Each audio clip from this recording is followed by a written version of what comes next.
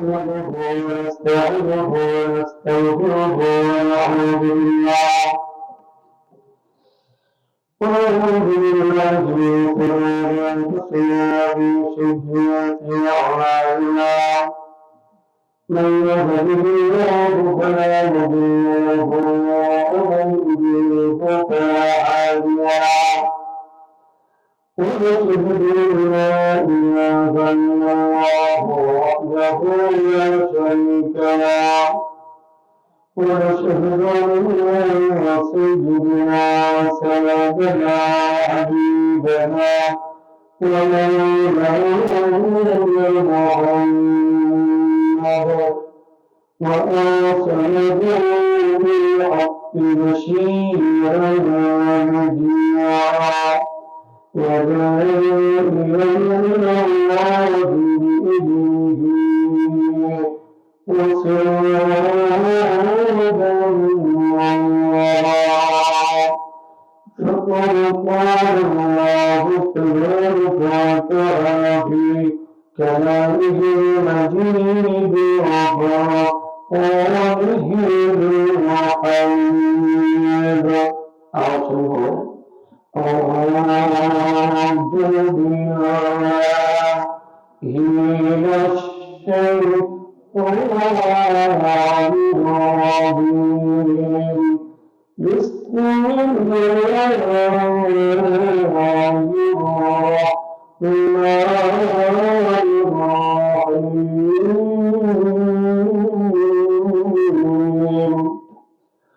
وَلَقَدْ كُنتُمْ تَدْعُونَ إِلَى خَيْرٍ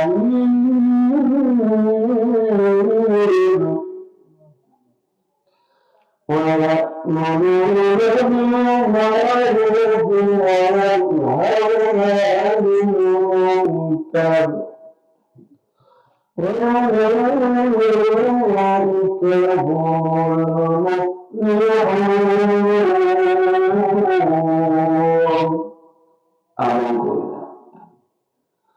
إن الله وملائكته يصلون على النبي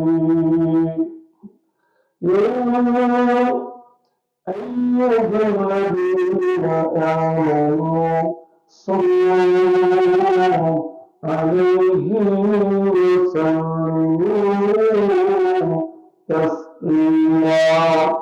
যেমন করে সবাই বলেন اللهم صل على محمد وعلى آل محمد كما صليت على إبراهيم وعلى آل إبراهيم إنك حميد مجيد.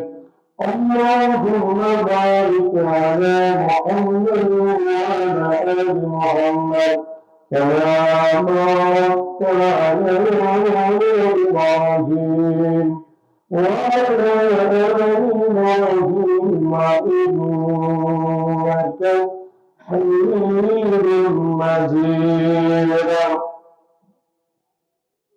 গুণস্থানে একটু মাটি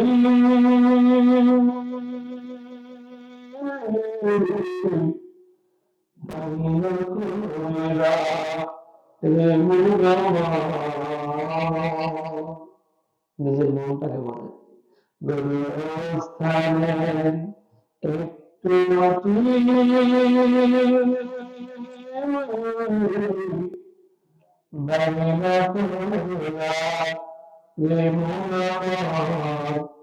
এখনই তো আসতে পারে চলে যাওয়া 41 সাল থাকতে চেয়েছিল রাগ করছে নাকি গণস্থানে একটু মাটি বাংলা করে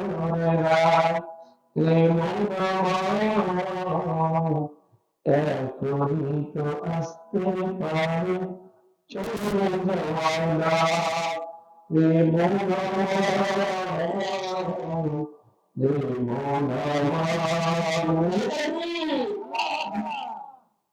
আলহামদুলিল্লাহ, যাবতীয় প্রশংসা সে মহান স্রষ্টার নিকটে জানায়, যিনি কোরআন হাদিসের কথাগুলো খোলামেলা পরিষ্কার ভাষায় বাকশক্তি দিয়ে 5 তারিখের পরে বাংলার জমিনে, আকাশের নিচে, জমিনের মাঝে যিনি পরিবেশ কেন্দ্র দিলেন, সে রবের নিকটে সকল নিয়ন্ত্রণ স্থাপকে তিনার দেওয়া মুখ দিয়ে, তিনার ভাষা দিয়ে সকলে জবান করে বলি আলহামদুলিল্লাহ।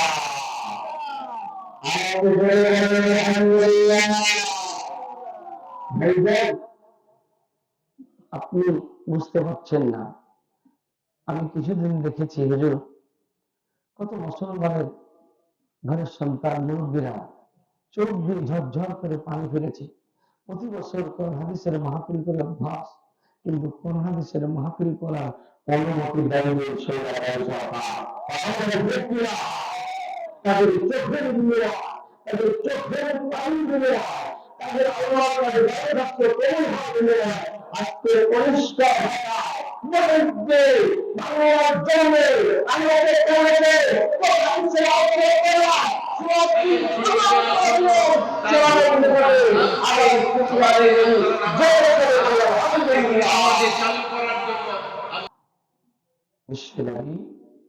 নবী মুহাম্মদ রাসূলুল্লাহ সাল্লাল্লাহু আলাইহি ওয়াসাল্লাম।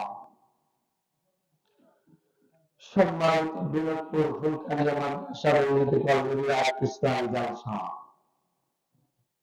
সভাপতি মাওলানা আবুল কালাম আজাদ, প্রধান অতিথি মুজিবুর রহমান সহকারী অধ্যাপক কলেজ আদর্শ ডিগ্রি কলেজ রাজশাহী, বিশেষ অতিথি আজকের ওলামায়ে কেরাম, আমার বন্ধুবর্গ মাওলানা মোহাম্মদ আসাদুজ্জামান চাঁদপুর, যিনি বিভিন্ন জায়গায় বাইরে কণ্ঠস্বর দিয়ে কোরআন হাদিসের কথা বলে, আজকে যিনি আলোচনা করলেন, আলোচনা শুনে আমল করে পরজগতে কবরবাসী খান জান্নাত নসিব করে সবরে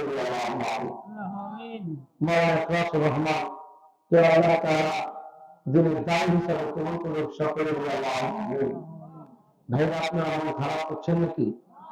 আমরা যারা আশেপাশে আছি, আমি উদাত্ত আহ্বান রাখি কর্তৃপক্ষকে এদিক সেদিক গল্প না করে আসেন মঞ্চের সামনে বসে কোরআন হাদিসের আলোচনা আজকে শোনার যিনি সুযোগ করলেন, সেরা বন্ধুকে আমাদের শুকরিয়া আদায় করি।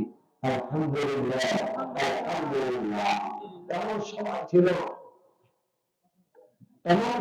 ছিল স্টেজে ওঠার পরেও কোরআন হাদিসের কথা বলতে দেয় না, অনুমতি দেয় না। স্টেজ থেকে নামিয়ে নিয়ে ঘরের ভিতর প্রবেশ করে 2-4টা মার লাগাইয়া তারপর সূর্য হয়নি থানায় ধরিয়ে থানা থেকে জেলখানা পর্যন্ত পৌঁছায় দিয়েছে। এরকম কোরআনের পাখিকে কথা বলে ঠিক কিনা?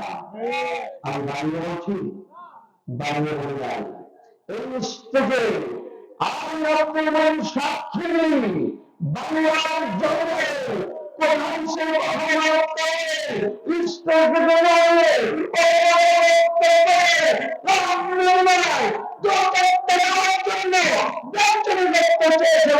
বেজ্জতি করতে পারে তাও বেজ্জতি হয়ে পড়ার পরে সে দিন রাস্তায়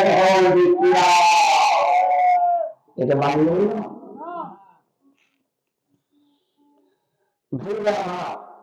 বন্ধুরা আমার, আপনাদের কাছে সূরা আল ইমরান 114 নম্বর একটা করেছি। সামনে রেখে ইনশাআল্লাহ পরিষ্কার ভাষায় মহাগ্রন্থ আল কোরআনুল কারীম আল্লাহ তাআলা নাযিল করে মুহাম্মদ রাসূলুল্লাহ সাল্লাল্লাহু আলাইহি ওয়াসাল্লামকে বললেন, নবীজি এই জাহেলিয়াতের যুগে, বড় যুগে, মূর্খতার যুগে তুমি পরিষ্কার ভাষায় কোরআনুল কারীমের আলোচনা তুমি চালিয়ে যাও। আমি আল্লাহ তোমার সাথে আছি। আমি একদিন বিজয় করে এই মক্কা নগরীর সকল মানুষকে পরিষ্কার ভাষায়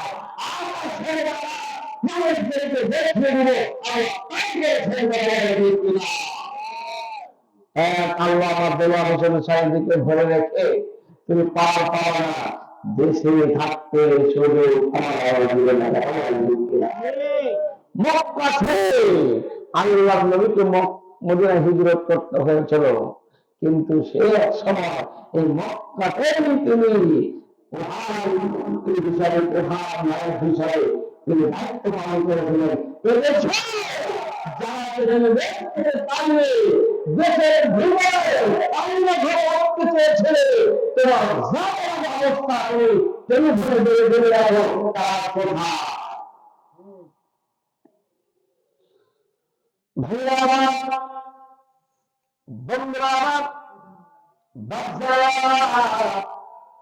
আল্লাহ রাব্বুল আলামিন কোরআনুল কারীমের সূরা আল-বাকারা 114 নম্বরে ঘোষণা করে জানিয়ে দিল, পৃথিবীর ভিতরে একটা দল থাকবে, এরা কোরআন তেলাওয়াত করবে, কোরআনুল কারীম পড়বে।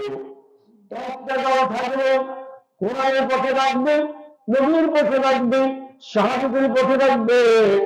এরা কারা?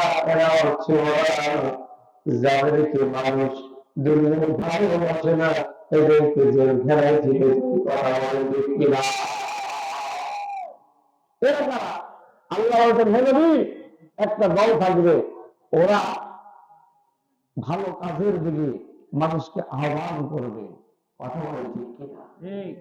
মানুষকে ভালো কাজে আহ্বান করবে, তাদেরকে ফিরে আসার জন্য উদাত্ত আহ্বান রাখবে।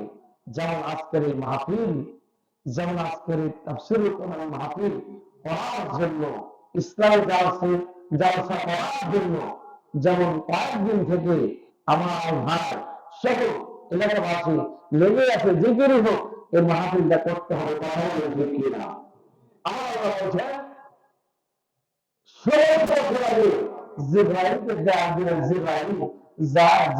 আমার নবী মুহাম্মদ রাসূলুল্লাহ সকল নবী সাল্লাল্লাহু আলাইহি সাল্লামকে তুমি বলে দাও, পৃথিবীতে একটা দল থাকবে, এরা ভালো দিকে মানুষকে আহ্বান করবে। জোরে আলহামদুলিল্লাহ। ওরা কারা? আমার আল্লাহ বলেন, ওরা ويأمرون بالمعروف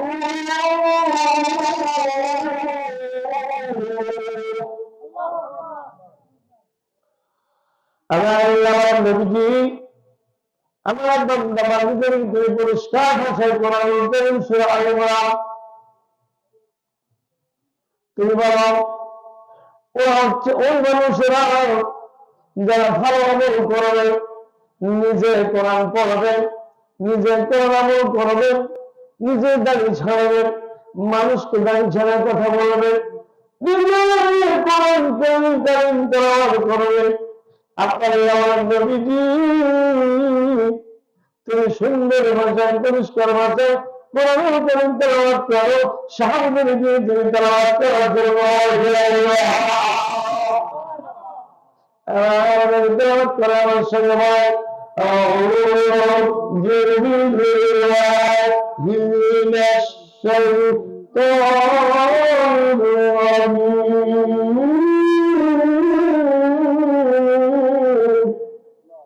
بسم الله الرحمن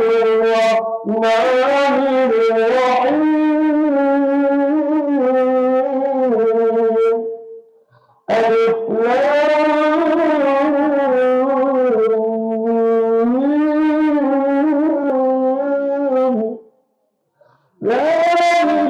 الكتاب لا ريب فيه هدى للمتقين.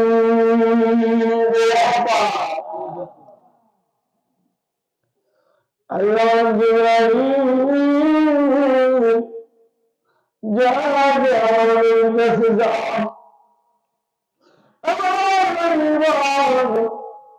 আমার নবীর শুয়ে বসে আছে, আমার নবী তুমি সালাম করে আল্লাহ নবী মক্কা নগরীর সৈন্যাচারী করে নফাচার রেখে বসে আছি। আমার জিবরাইল দেরি করিস না, আমার নবীর সাহাবীরা ঘর থেকে বের হতে পারে না।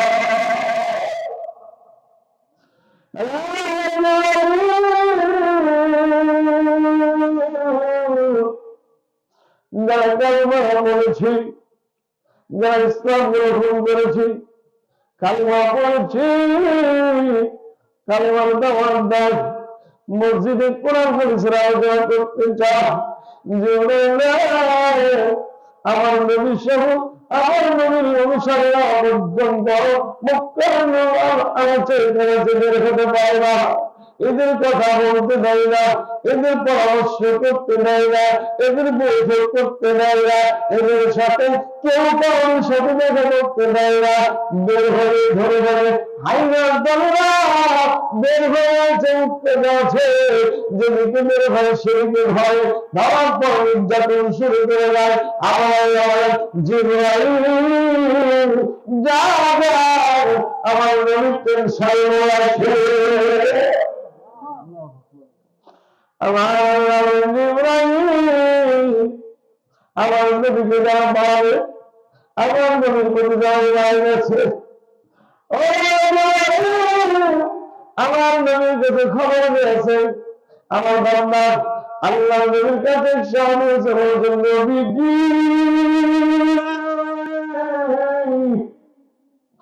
গতকাল তুমি ইসলাম গ্রহণ করেছে, গতকাল তুমি কাল্লা বলছো আশহাদু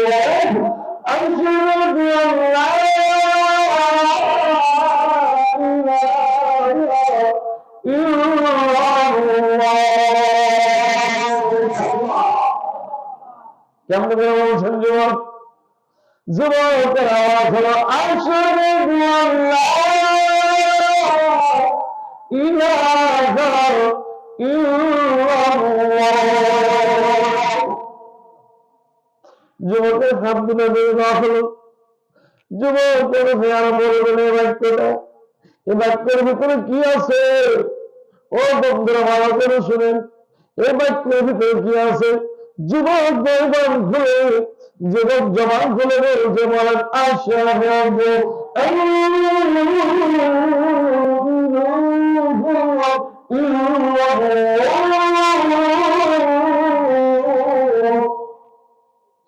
এই কথা বলার সাথে সাথে আবু জেহেলের সেনাপতিরা, আবু জেহেলের সন্তানরা গপ করে যুবকের হাত দুটো বেঁধে ফেলল, মাটিতে বসায় দিল।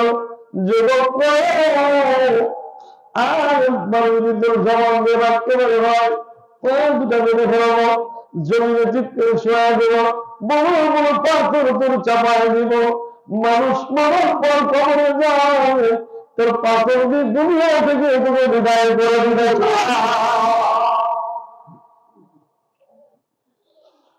আল্লাহ নবীর আল্লাহ নবীর কাছে খবর পৌঁছে গেল, গতকালকে যে ইমান এনেছিল হাইনার দলেরা ধরে ফেলেছে, সেনার চারের দলেরা ধরে ফেলেছে, হাত দুটা বেঁধেছে, পরে দুটা বেঁধেছে। বাড়ি দিয়া দিব, সরকারি কোয়ার্টার দিয়া দিব, ভালো করে ছিলেন, বেতন বাড়াই দিব, জমি স্কুলে ফেলাই দিব, মুসলমান সন্তান কি করে তুমি একজন আরেকজন শুনলে তুমি গুলি চালা। আল্লাহর কসম বলি, ভালো করে শুনে রাখেন, আল্লাহর কসম বলি, আবু জেহেল যা নির্যাতন করেছিল নবীদের সাহাবীদের উপরে, আর আমি বলেছি আবু জেহেল এত নির্যাতন করে নাই যত নির্যাতন বাংলাদেশের সৈরাচারীরা করতে পারে। একজন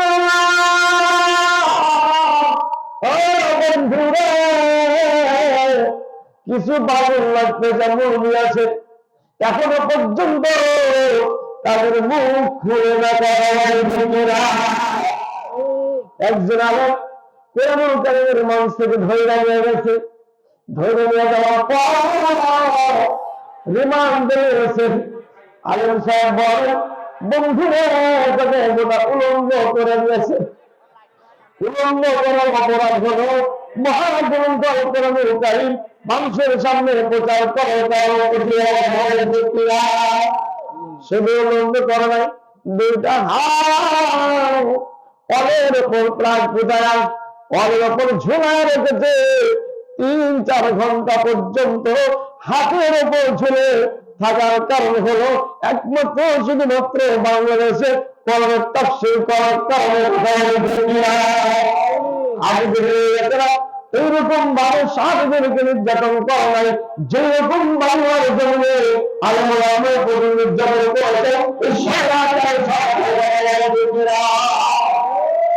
এরা আবু জাহেলের চাইতো খারাপ। মন খারাপ করছে, মন খারাপ করছে, খারাপ করে না করে আসছি বেড়ে যায় কোথাও ঠিক কি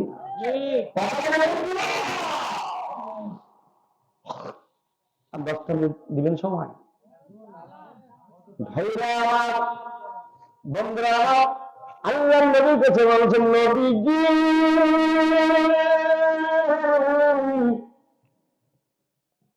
গতকালকে যারা আপনি কামনা করেন উনার অবস্থা ভালো না,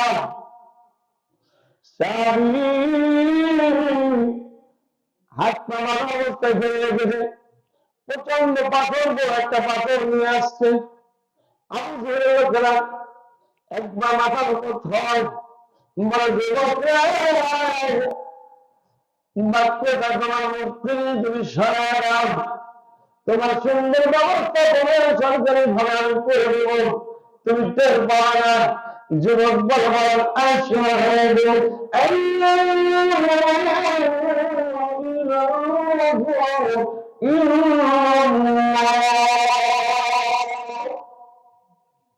সাহাবী এই বাক্য পালন করছেন, স্বৈরাচারীরা ধরে ফেলছেন। এই বাক্য আমরা পড়ি, আমাদেরকে কেউ কিছু বলে না, মানে আমরা বুঝা পড়ি না। কথা বলেন ঠিক কিনা? বুঝা পড়ি না, কিছু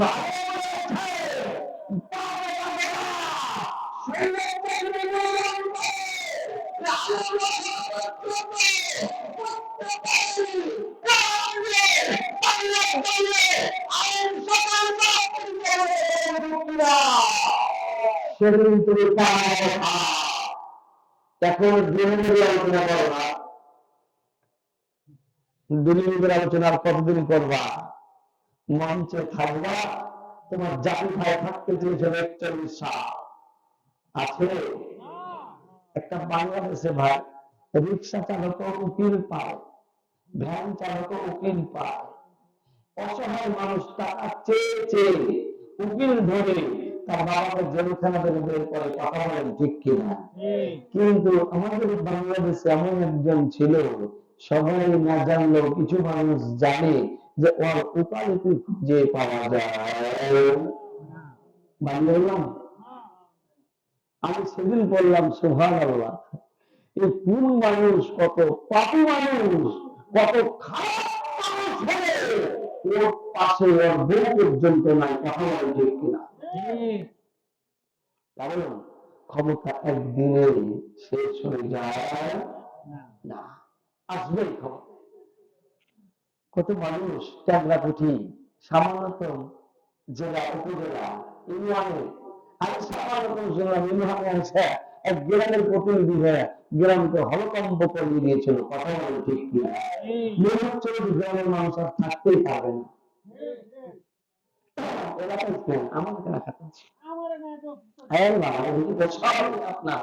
এখন সবাই মিলেছে জামাত আর বিএনপির লোক। কথা বলেন ঠিক কিনা?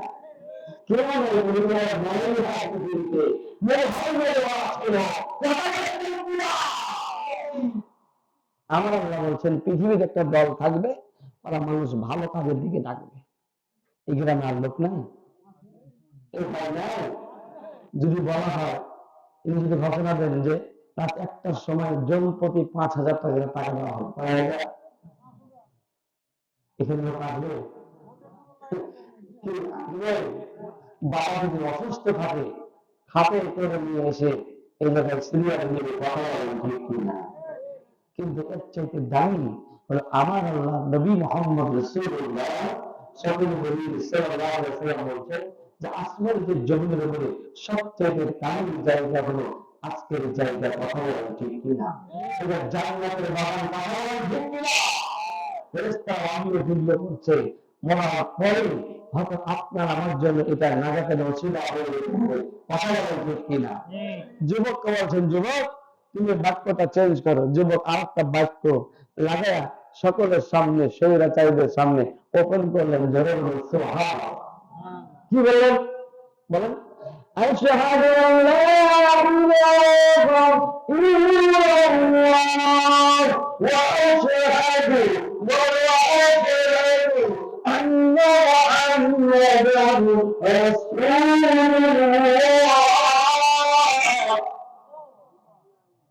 যার কথা বললে আবু জেহেলের লোকে সেনাপতিদের গায়ে আগুন ধরতো, ওই কথা আবারও বলে দিলেন, জোরে বলুন সুবহানাল্লাহ। তুমি মনে হয় বুঝতে পারো না, তোমার হাত বাঁধা, তোমার বাঁধা, তোমার ছেলে আছে, তোমার মেয়ে আছে, তোমার জেলখানায় তুমি থাকবা, না খেয়ে কোনদিন তুমি থাকবা, তোমার পরিবার না খেয়ে থাকবে। ওই বন্ধু ভালো করে শুনে রাখেন, কোরআনের যারা প্রেমী এদের প্রেমী ছাড়া 3 বছর 4 বছর 5 বছর পর্যন্ত জেলখানায় অবস্থান করেছে। সেদিনে কারণ সেদিনে কারণ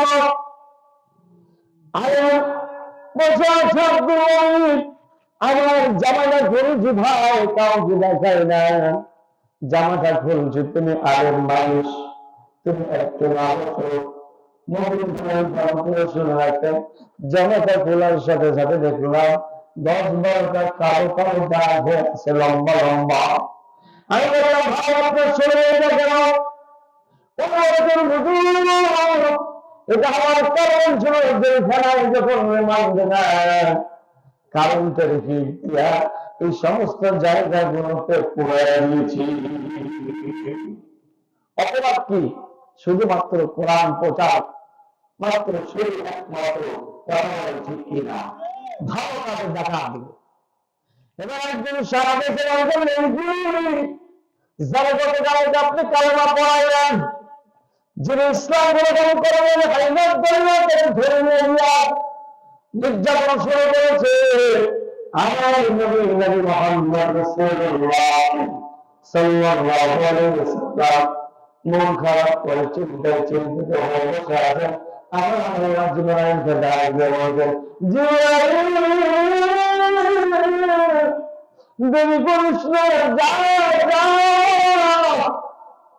আমার নবী আসমানে যে জমির উপরে মন খারাপ করেছেন, চাল করেন। আমার নবী বলে দিন, জালিকাল কিতাব এমন একটা গ্রন্থ, যা ভিতরে বলবেন জরির করে বলল ভুল করে সন্দেহ করা যাবে না। কেউ যদি সন্দেহ করে তার ইমান থাকবে ঠিক কিনা? 5 তারিখের আগে মাহফিলে গেলে বাজান বলতো, হুজুর এই সমস্ত সূরা তাফসীর করবেন না, এই আয়াতগুলো বাদ দিয়ে আলোচনা করবেন। রাজনীতির কোনোদিন আলোচনা না হয়, কিন্তু রাজনীতি করে না, আছে না, দেশের কথা আছে না, জীবনের কথা আছে না, জামিনের কথা আছে না। এই সমস্ত করোনা আয়াতকে ডিলেট করতে চেয়েছিল ওই স্বৈরাচারীরা, আজকে তারাই ডিলেট হয়ে গেছে। ঠিক কিনা? আমার নবীর সাহাবী যখন নির্যাতন শুরু করলো, আল্লাহর নবী মন খারাপ করে বসে আছে। কিছু মুসলমান ভাইকে দেখেছিলেন, যখন আল্লাহ হোসেন সাইদি জেলখানায় কারাগারে অসুস্থ ছিল, শুনে অনেক মুসলমানকে দেখেছি পানি জমিনে ঝরাইছিলেন। কথা বলবেন ঠিক কিনা? যে জানা যায় কোন মানুষকে জেনে নেওয়া হয়নি, কত মানুষকে দেখেছি লাইন ধরে কারাবদ্ধ হয়ে যেতে চেয়েছিল, কিন্তু হাজারে বাধা করে কিছু মানুষ বাধা আরে একমাত্র শুধুমাত্র কোরআন পড়ে বন্ধুরা আমার আল্লাহ বলেন, নবীজি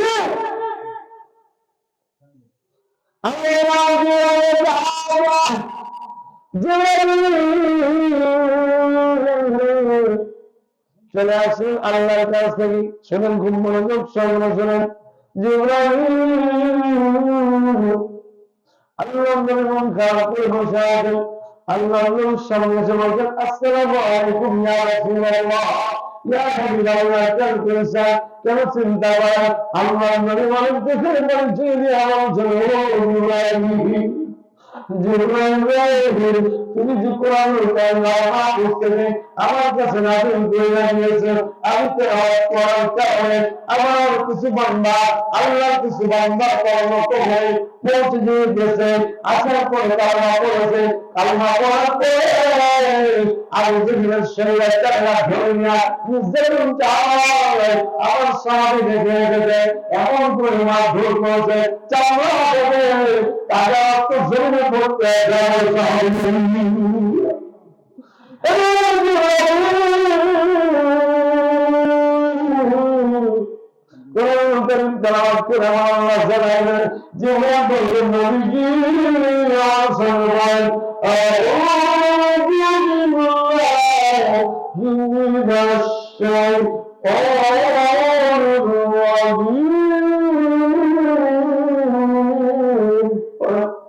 بسم الله الرحمن الرحيم يؤمنون بالله واليوم الآخر ويأمرون بالمعروف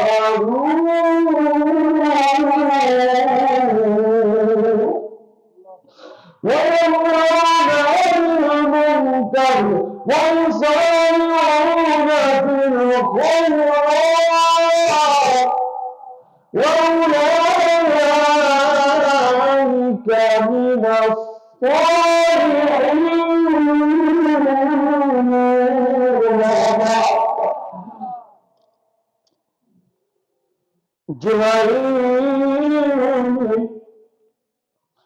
النبي সামনে আয়াতটা তেলাওয়াত করেন।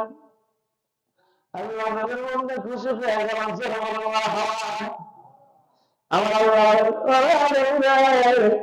যারা ঈমান এনেছে, যারা ঈমান এনেছে ওদেরকে তুমি ঘোষণা করে জানিয়ে দাও, আমরা আমাদের যারা ঈমান এনেছে নির্যাতন যারা আমার নবীরা বিশ্বাস করে নবীজি তাদের তুমি ঘোষণা করে জানিয়ে দাও, আমি তাদের জন্য জান্নাতের দরজা খোলা আছে।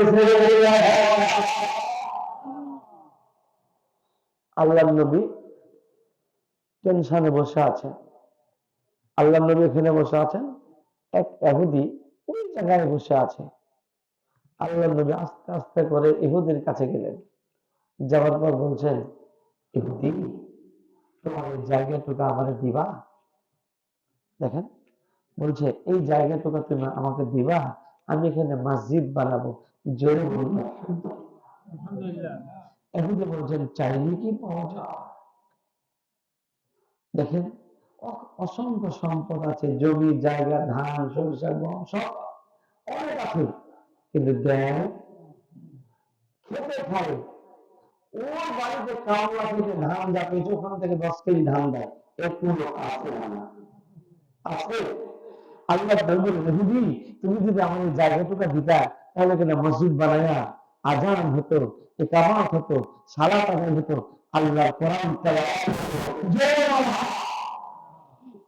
ইহুদি অপমান অপদস্থ করে আল্লাহর নবীকে ফেরাইয়া দিল। নবীজি মন খারাপ করে বসে আছে, আগে ওপর হাঁটতে হাঁটতে চলে আসছেন। আল্লাহর নবীকে বলছেন, নবীজি কি ব্যাপার, মন খারাপ কেন?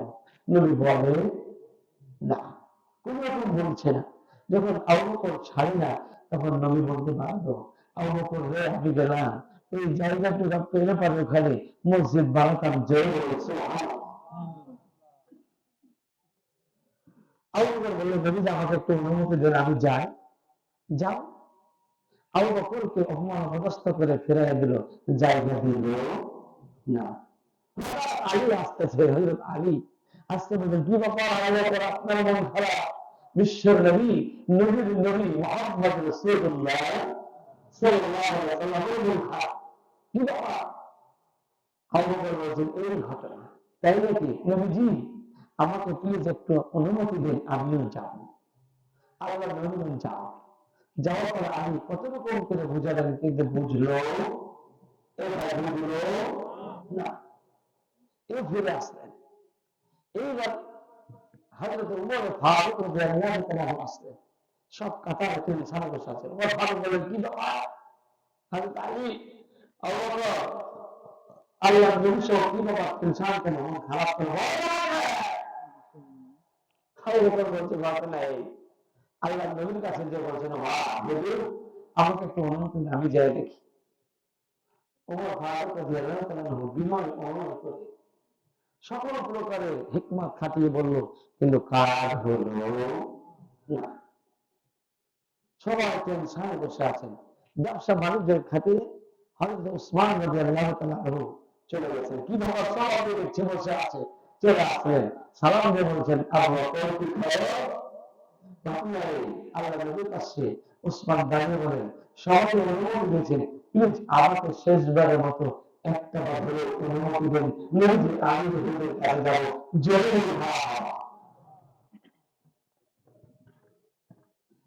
আল্লাহ যেমন কাউকে বাঁচাতে পেরেছে, হযরত আলী বসে আছে,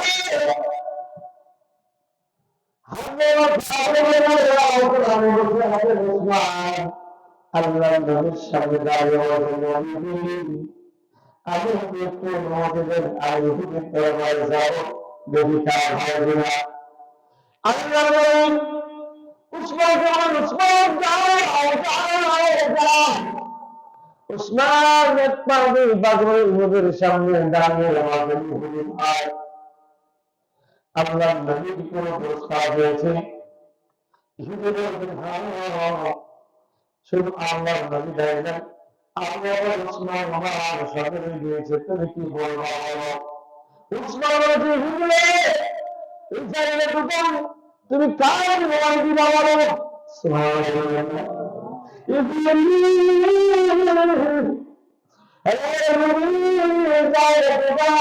কিসের বিনিময়ে তুমি দিবা বলো? চোখ বড় বড় ভয়, উসমানের দিকে একবার তাকান, আর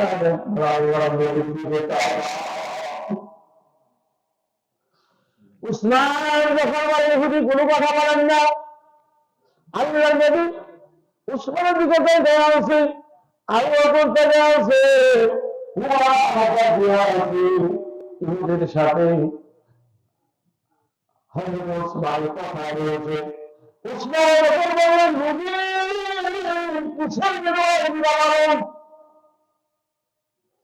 এবার ইহুদি বলছে, ছিল উসমান তুমি কি পারবা?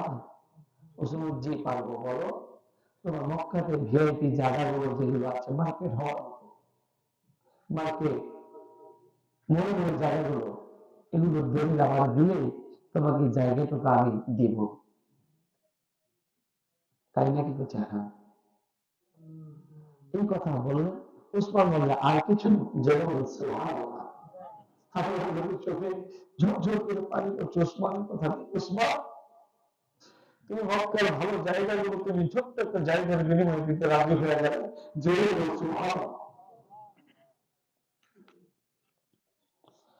হযরত উসমান রাদিয়াল্লাহু তাআলা বললেন, আর কি?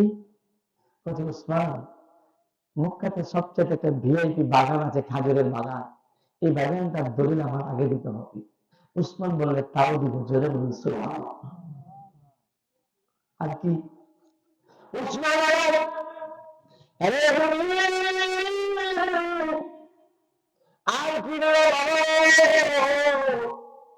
উসমান বলে,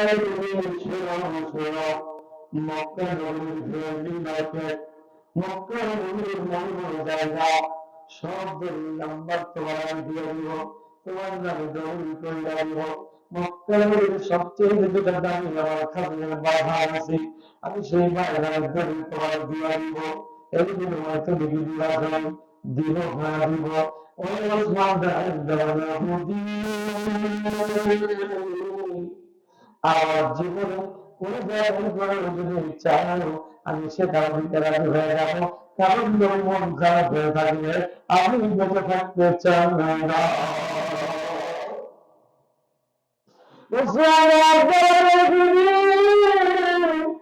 জায়গা উসমান হাত চাইলে দিব, পা চাইলে দিব, বুকটা ছেড়ে যদি করিয়া চাও পর্যন্ত দিয়ে দিব, কারণ আল্লাহ মন খারাপ হয়ে বসে থাকবে আর উসমানের মার্কেট থাকবে, এটা হতে পারে না। আল্লাহর কত বছর ইহুদি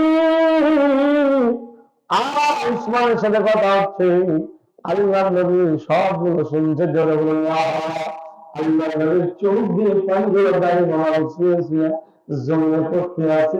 আবু বকর কাঁদে, আলী কাঁদে, উমর কাঁদে, বিশ্বের নেতা নবীর নবী মুহাম্মদ রাসূলুল্লাহ সাল্লাল্লাহু আলাইহি ওয়াসাল্লাম সর্বগুণ জিবরিল্লাহ উসমান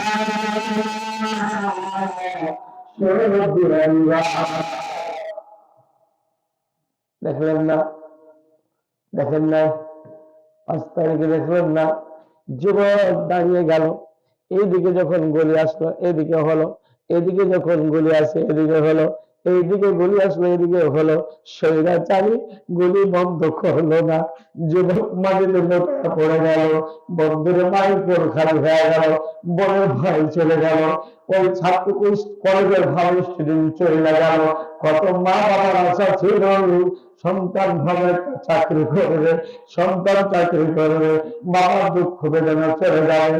বলেন দেখি ওই বাবা ওই বাবা কেমনে করে সহ্য করতে পারে, কথা বলেন ঠিক কি না? কার জায়গার গুলি তুমি চালালা, তুমি একটা গুলি চাপে থামলা না, বুকটা ঝাংরা করে দিল, সন্তান পড়ে গেল, শুনে দেখলাম নির অপরাধ ছেলে, কথা বলেন ঠিক কিনা? প্রধানমন্ত্রীর প্রিয় 4 কোটি টাকার মালিক, তুমি আরো গুলি করতে পারবে না? কলেজ থেকে নিরাপরাধ এক সন্তানকে তুমি গুলির পর গুলি, গুলির পর গুলি, মাটিতে পড়ে গিয়ে তার পায়ে কথা বলে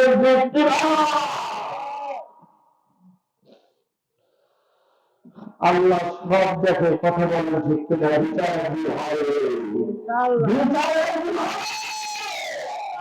ঘরের ভিতর ফিরে তোমার কাজ হয় না, লোকের তল থেকে বাসায় লাগবে, কথা বলে ঠিক কিনা?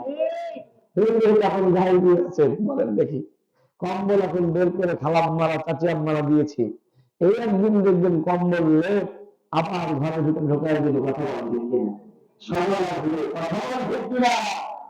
এই কম্বল কত যে ভালো আছে আপনার কাছে আমার কাছে, এই কম্বল এমন সময় আসবে, দিন থাকবে রাত থাকবে সূর্যের আলো থাকবে সবাই থাকবে, কিন্তু কম্বল আর আমার যে জায়গায় ছিল সে জায়গায় চলে যাবে, কথা বলে ঠিক কিনা? এটা কিন্তু মনে করে না। বাঘ, একটা কথা বলবো রাগ করবেন, বাঘ গরু পেয়েছে জঙ্গলে, বলেন তো বাঘ খুশি না দাদা? কেমন খুশি? ভরা খুশি, খুশি না মহা খুশি, বাঘ টাক দিয়েছে। আর গরু জীবন বাঁচার জন্য দৌড়ায়, পাওয়া বেশি দৌড়াচ্ছে, গরু দৌড়াচ্ছে, বাঘও দৌড়াচ্ছে, সামনে একটা সুন্দর জায়গা দেখেছে, কি আছে দেখে নাই, গরু দিয়েছে লাভ, লাভ দেওয়ার সাথে সাথে এবং মাথা পর্যন্ত পুজে গেছে কাদা, গরু সামনে যায় না, পিছনে যায় না, এবার বাঘে ভাবছে, বাঘ এবার মনে মনে ভাবছে মেয়েটাকে পায়, বসে বসে পরিজাটা খাওয়া, প্রাণ পাস করছে, তারপর গলার দিকে গলাটা কেটে দিয়ে সুন্দর করে রক্তগুলো চুষে চুষে খাবো, তারপর মাথাটা ভেঙে দিয়ে মগজ বের করে খাবো, তারপরে ফ্যাকসাটা খাবো, তারপর রানের গোস্ত গুলো কালকে খাবো, এই প্রাণ পাস করছে বাঘ মামা, কথা বলেন ঠিক কিনা? এইবার বাঘ এই মন্তব্য করে দিয়েছে লাভ, কিন্তু লাভটা গরুর কাছে দাঁড়িয়ে আঘাত দূরে হয়েছে, আঘাত দূরে, আঘাত দূরে, বাঘের গরুর যে অবস্থা বাঘেরও সেই অবস্থা, মাথা পর্যন্ত বাঘর কেটে গেছে কারাতে, এখন বউ বলছে, মামা কি খবর, খাবেন না? ওই যে লড়াই হয়ে গেল, খুব সত্যি দিচ্ছে কাজ। ওই মামা আপনাকে ক্ষুধা লাগেনি? কিছু কিছু মানুষের ব্যবহার দেখেছি, কিছু কিছু স্বৈরাচারী ব্যবহার দেখেছি। আরে ভাই, এক গ্রামের মানুষ পাশাপাশি